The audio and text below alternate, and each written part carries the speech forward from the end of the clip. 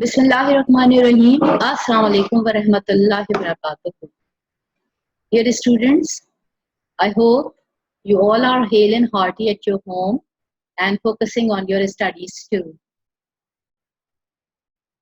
Today, the Wednesday, 22nd of April, I am here to teach you the parts of speech.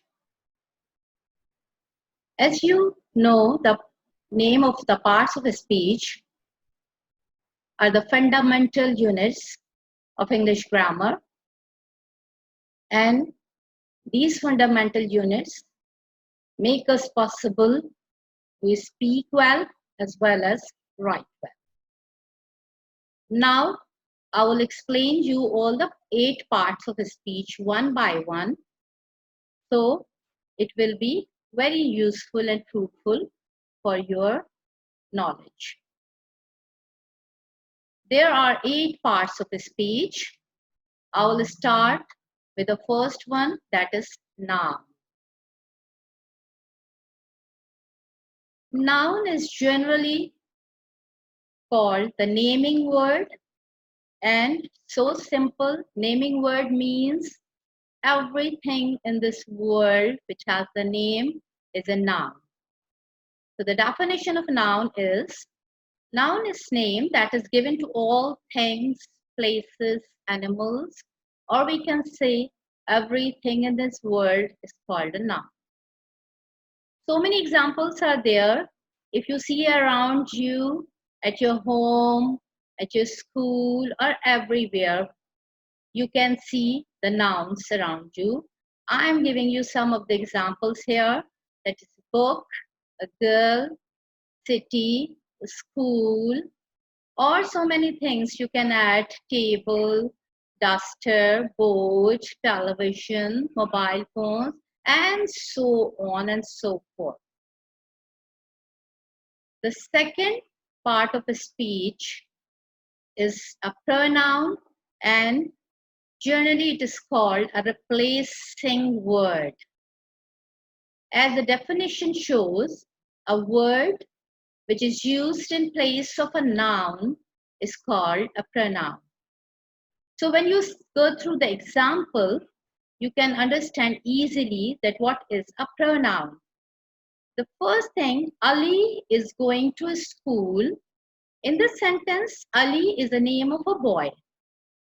When we replace Ali with the pronoun, so the sentence will be, he is going to school. Now what happened? We replace Ali with the pronoun he. And there are so many examples of pronoun: he, she, it, you, we, they, and so on.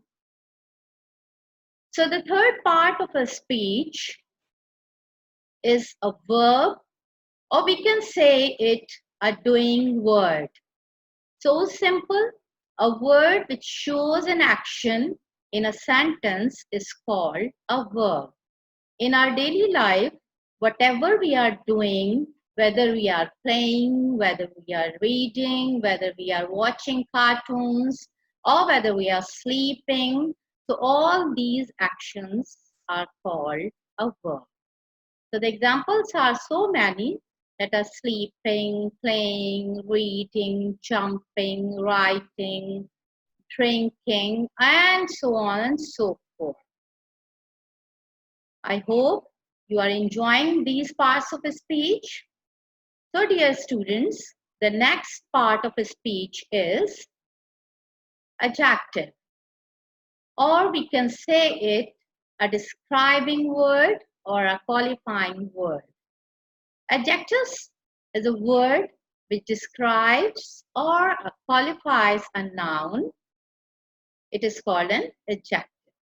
For example, she is an intelligent girl. You can see that a girl is a noun in this sentence, and a word intelligent is describing what type of a girl is. It simply means the girl is an intelligent. So the word intelligent is an adjective which describes a type of a girl. The second one is he is a brave boy. Now you can see easily the boy is a noun and the word which describes a noun, that is boy, is a brave. So we can easily understand that the boy is a brave one. So you can see or you can make so many sentences about adjectives if you simply understand that a word which qualifies or describes a noun is called an adjective. So the next part of a speech is preposition. As the name shows, when we put a word before any position in a sentence is called a preposition. The definition is a preposition is a word which is usually placed before a noun or a pronoun in a sentence. Now, I'm explaining you the sentences or the example which will more easy to understand. The meeting was held in a big hall. As you know, or as you see in the definition, that a preposition usually placed before a noun or a pronoun. So in this example, what is a noun in this sentence? A big hall. And we put the preposition before it. So the meeting was held in a big hall. If someone asks you a question, where did the meeting hold? So you can easily answer them.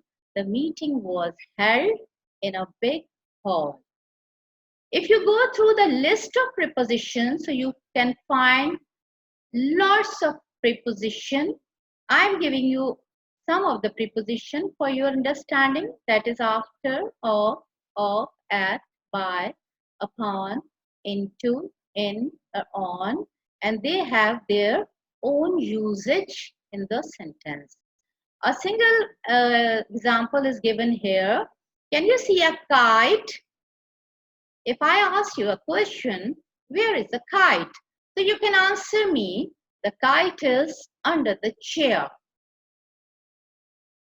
or a table. So it means the kite is under anything. It can be a chair, or it can be a table, or it can be a stool.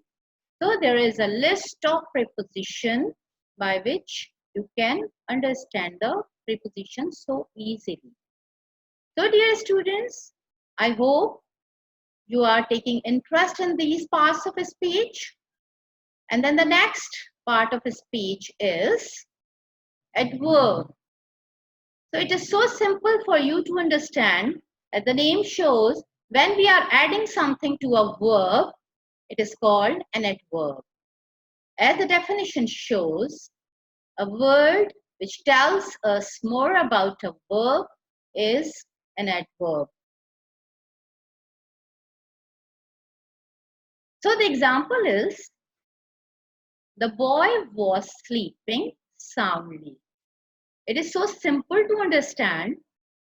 Sleeping is a verb, and a word which comes after sleeping, it gives you more sense that what kind of sleeping the boy was. So the boy was sleeping soundly. It means the sleeping was very sound and comfortable. Then they arrived safely. So arrived is also a verb, and the word safely, it adds more meaning to the verb, and that is called an adverb, that is safely. Then the next part of a speech is conjunction. Conjunctions are also called the joining words or the connecting words. When we are talking about the two sentences and a word which connects these two sentences or the group of words or the words, that word is called a conjunction. As the definition shows, A conjunction is a word that can join other words or sentences. You can easily understand by the examples given. Anaya and Shiza went home. So, and is a conjunction which joins two words, that is Anaya and Shiza. So, this is the connecting words. So, and is a conjunction. Then the second one is, this chair is old but comfortable. So this but is a conjunction because it joins two words, that is old and comfortable. Then the next part of a speech, which is the eighth one, is called an interjection. A word which shows the sudden feelings or emotions is called interjection. The emotions or the feelings can be of happiness or the sadness or any excitement, and it always, the word of interjection always follows with the exclamatory mark. The examples are hurrah. So this is the feeling of happiness. Hurrah, we have won the match. So this sentence shows us the feeling of happiness or the excitement. The next is, alas, my friend lost her mother. So this sentence shows us the sadness or the grief of someone, that my friend has lost her mother. And you can see that these words of interjection follows with the exclamatory mark. So this is all about the 8 parts of a speech. I hope and I wish that you understand them easily. So it's a very interesting activity after all these parts of a speech, and I'm definitely sure that you will enjoy this activity, and you can play this kind of activity with your siblings at home or with your friends. So I can show you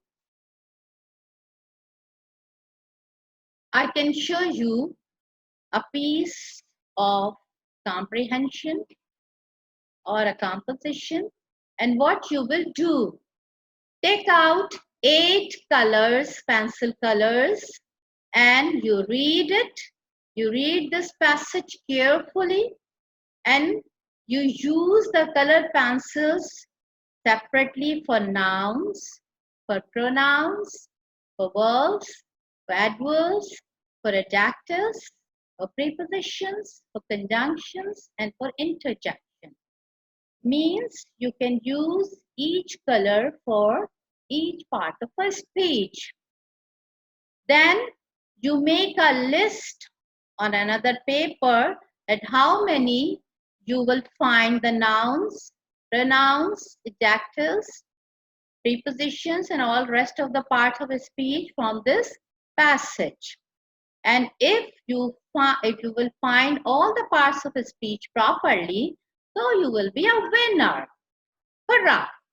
Then after doing this, you can play this kind of activity with your siblings, your friends, with your relatives, and you will definitely enjoy it, and it will make your vocabulary strong, and you will be so understandable with the part of the speech. So this is all about from today's lecture. So thank you so much, all of you. Take care of your health and focus on your studies well. Thank you.